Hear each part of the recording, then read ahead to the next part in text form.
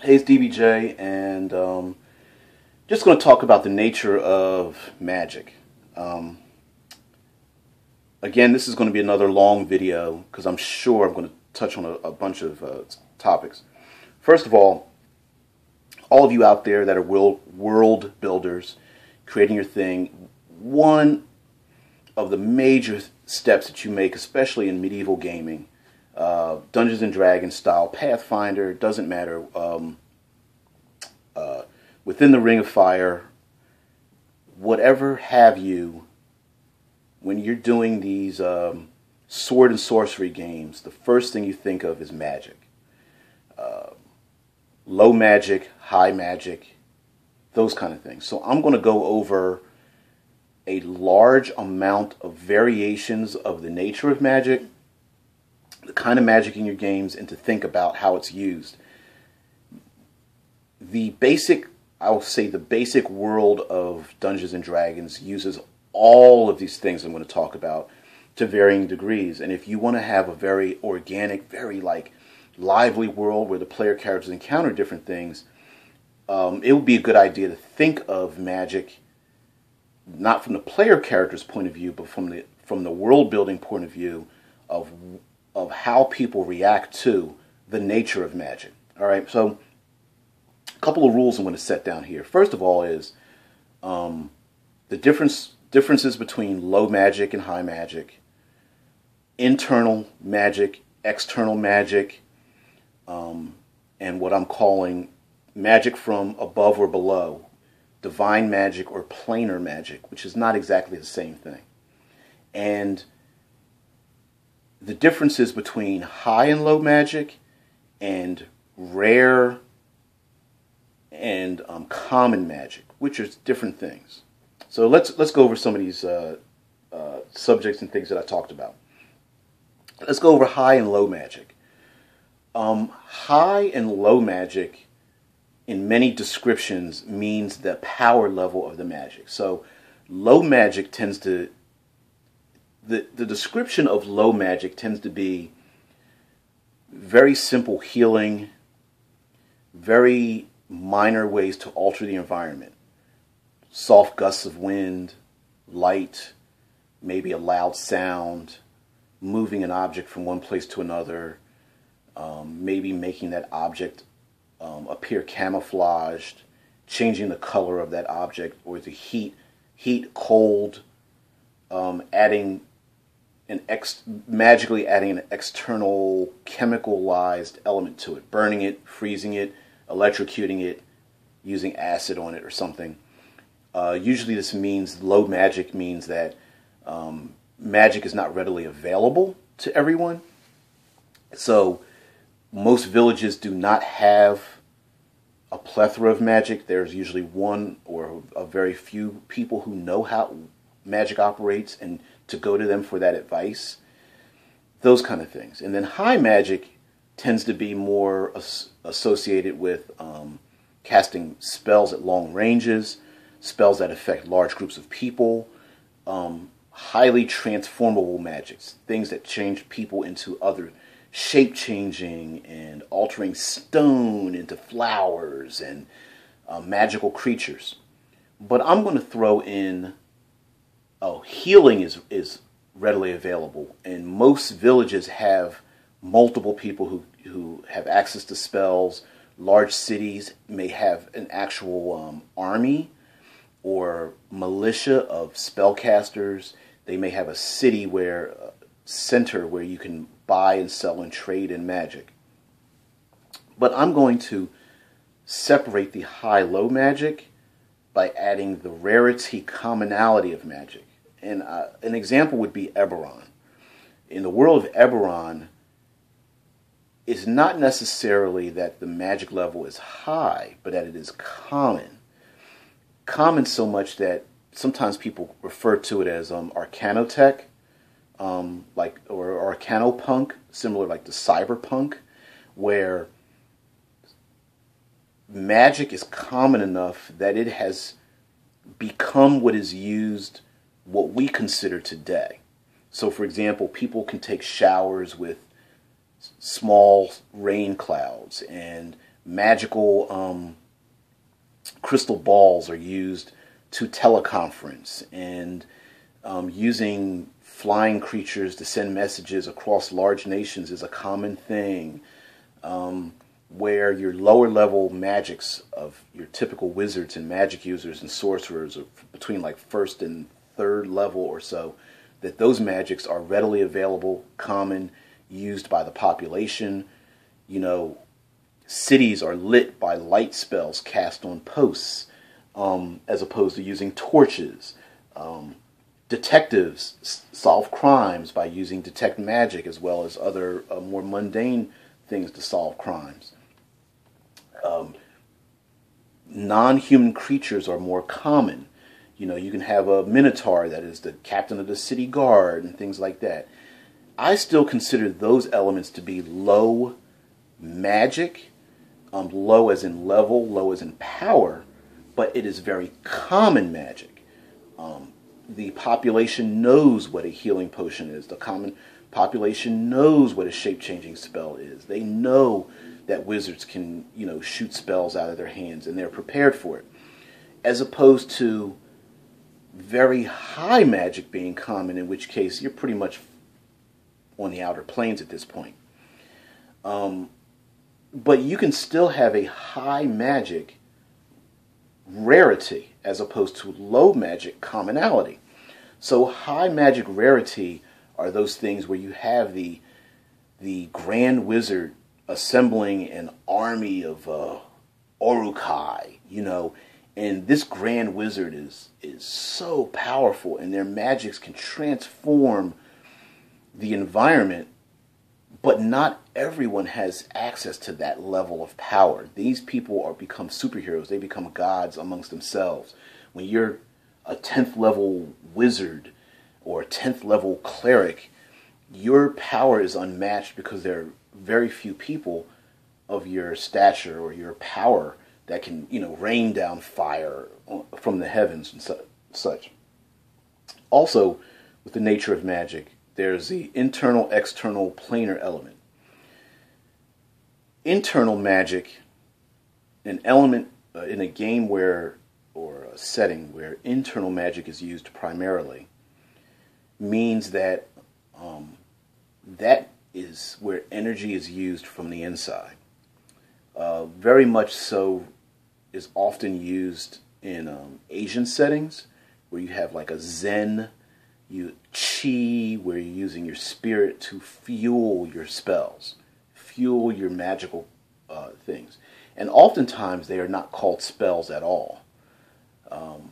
But in this case, I'm using the word spells to represent internal magics, and a lot of internal magics do not have an outward effect. So internal magics heal, they create strength, they may change the body, shift the body, allow the person to pass through objects, to resist damage, to resist diseases, things of that nature. Also, using internal magic can have the effect of draining life force, or it could be an on-off switch. And depending on how you want to do it in a game, it may not necessarily draw life force, meaning like you don't lose hit points or anything like that if you're using like 5th edition or Pathfinder or something. But the population knows that the reason you're able to tap into these energies is because you're drawing it from yourself. And in and of itself can be very difficult for people to accept, because maybe they think that you're literally taking your soul and taking pieces of it and using that as a magical effect. Also, the ability to study and learn how to tap into those inner energies can be seen as being very difficult, and so it places those people at a higher rank of power. When it comes to detecting people that use inner magics, oftentimes it is assumed that if they're not actively using those powers, that you can't detect them. But if you're using more of a superhero-ish kind of thing, you know, you have yourself metahumans where they have something inside of them that is detectable as an internal magical thing. basically an internal power. So the minute you're able to tap into it, that, whether you're sleeping, whether you're walking along, whether you're talking or casting a spell, that in and of itself is that power. And sorcerers are very much internal, to me, reminding me of internal magical beings. There is something internal, intrinsic inside of them. And that can lead to some really good stories, especially when something is powered by magic, that a person with internal magic could be used or cannibalized to power something that has a magical effect. Also, there comes the idea of, if they're using internal magics are also like psionics, like where you're using your mental energies to create something. And so creating story elements out of internal magics can be where they're fatigued, you're getting nosebleeds, it starts to change your body from the inside, so you start getting scales, or your skin starts turning blacker, you can see the veins, the blood running through your veins or something like that. You get a stigmata where your parts of your body start to bleed. That kind of stuff. Then there's external magic. External magic is where you tap into an external force. Of course, Star Wars, the Force. You're tapping into something that flows through everything. External magics can have a limited or vast ability, meaning that externally there could be areas where there's very low energies to tap into to use it, or very high energies to tap into it if you want to make it more organic, make it more elemental. So maybe there's more energy up in the mountains than there are in the lower plains, or there's more energy around uncivilized areas than there are more civilized and built up communities, or something of that nature. There also could be pockets of magic where you have these hidden glades or dales or something, untouched by man, they're completely pure, and maybe there's more magic there, magical energies, mana, task, quintessence, all the various terminologies used to talk about what magical energy is, ley lines, dragon lines, things like that. And as a game master, you could talk about how these energies flow and move if they are not static. If they are ley lines, maybe they are a static line that leads to another place of great magic. Or when someone taps into it, the other player characters or other NPCs can tell when that power is dipped into. There's a disturbance in the force, and so this external magic is touched. And so the players that use this magic end up becoming more like lightning rods, power generators. They become mediums for the magic as opposed to it being called from internally. And so maybe there are ways to limit how they can touch this. Is it through concentration? Is it through a magical ritual? Is it through the ingesting of certain alchemical things to allow their minds to touch these powers? Can those powers be cut off by an external source? It's up to you. And then, of course, there are divine or planar magics. Now, I'm separating planar and divine because normally when we think of extraplanar magics, we think of clerics, the religious. I am calling to my God to funnel power into me. But that's not necessarily true. In many ways, druids are the purveyors of planar magic, meaning drawing power from the elemental plane of fire, the elemental plane of air, drawing power from the planes, these extra-dimensional places of the pure element of what you are summoning, the plane of shadow, the positive and negative planes, or come up with your own planes where the player characters can touch them. Warlocks are a perfect example of touching the extra-dimensional planar powers, maybe not so much their demonic hosts or specific gods, but actually drawing power from the planes itself. You could make the argument that a Viking type character, let's say you want to play a barbarian slash druid or barbarian wizard, and you want to be a multi-class barbarian wizard of sort. I don't know if it's even possible to do it. And so you draw power from the plane of Asgard. You're drawing upon the Valkyrie and the Azir and the frost giants and things, and you are becoming, you're a barbarian sorcerer. You're becoming more Asgardian as you gain more power. And so you are not drawing upon the gods, but the power of that plane to fuel your power. Now, of course, at no time am I talking about affecting game statistics, right? I'm not talking about affecting game statistics. What I'm saying is giving flavor to that power, and then baseline D&D incorporates all these things all together all at the same time, right? So when some players say, well, your character is overpowered more than mine, when you start adding in descriptive elements, one player character's detect magic spell may be different than another player character's detect magic spell in flavor. One player that is able to use a fireball may be different. Let's say a wizard casts a fireball. Well, I've got my pointy hat, I have my wand, I hold up my staff, I use external magic to summon this flame to me, and I shoot it. Whereas another player character, a monk, may be using internal magic to, do a Hadouken and use a fireball that way. It is just a gaming flavor more so than it changing the elements of the power. Because maybe the warlock uses a fireball and they are summoning flames from the pits of hell to summon this flame and shoot it. 3 different characters, all with a fireball spell, all coming from different elements. Now, residual effects. When this spell is cast, does it leave a residual effect? A moment later, 10 minutes later, an hour, a day, months later. Can players detect residual effects? Do NPCs detect which player characters are here? They look into they see the remnants of a battle that the player characters have done, and they can detect the remnants of the spells. Hey, this is a touch of evil.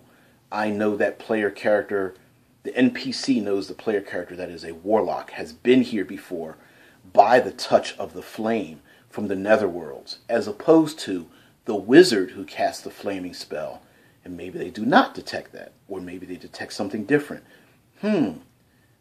This spell, this magic is definitely, caused by the insert player character's name, because this is from the school of magic of the, Iron Kingdoms or something, and they can detect that. And then, of course, you have the monk, that player character that uses the internal energy, the Hadouken, and casts a fireball. And then it's like, well, definitely the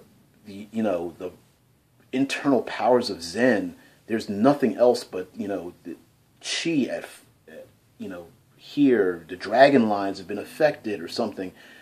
Again, I'm ranting, I'm raving, I start to go off on tangents and such. And just to add flavor for the nature of magic that you have in your game. Now, because it's a baseline, you can have different communities where there's a lot of low-level magic, or very rare low-level magic, or a lot of common high-level magic, etc., etc., and where that magic comes from. And you can even separate magic items. Some magic items work for internal magics versus external magics versus extraplanar magics. Maybe they have a different effect or call into focus different creatures or different enemies that come after you or have a different effect. Maybe using these spells makes you shine like a bright light to certain enemies. The person, the warlock that casts a fireball may spark demonic and infernal energies that maybe the local paladins group detects. as opposed to the monk that does the same fireball, which they do not detect that because of it has an infernal element to it. Even if that warlock is of a good nature, if their power comes from an infernal source, maybe enemies of the infernal are like, wait a minute, they're using infernal magics. We have to stop them. Create story elements, story complications. So anyway, that's just my idea of like the nature of magic. Bringing it back, making better stories, using magic to not just be like, okay, what spell am I casting? I cast it at 60-foot range. I roll 4d8 damage. How much do I do? Next round. Instead of doing things like that, have it feel organic and where it comes from and how does it look and what effects does it have on the world and how do people perceive it. One big city may not think anything of a warlock or a monk or a wizard, but you go to another city and they may outlaw the use of magic in one way or another. So anyway, long story short, bring back the magic of using magic, the nature of magic, etc. DBJ, as always, be creative. Don't be destructive in terms of limiting how you look at magic in the game. It's just rules. It's just numbers. Create that flavor. Add that flavor. I'm out.